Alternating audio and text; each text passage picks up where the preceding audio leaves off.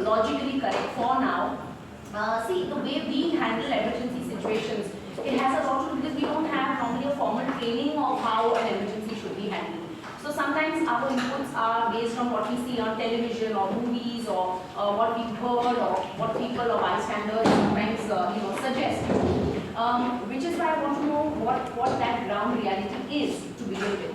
Once we have the session also I've divided it into two parts. One is a didactic thing where we'll show you the slides and we talk about the various ways to handle emergencies and what those emergencies could be, followed by a breakdown of the steps in handling the emergency, and then we have a final session where let's say we have a live scenario or a drill or a mock drill where we demonstrate all the skills in a sequence. So we break it down so that you understand each maneuver completely well, and then we do it in a sequence, and then we take the post-test questionnaire to see how whether it has really helped you.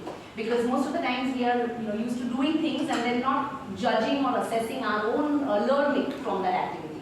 So I believe that when we are taking out all this time from all your schedules, it should be something that you actually take back and something which will really help save a life or at least prevent some damage to a life.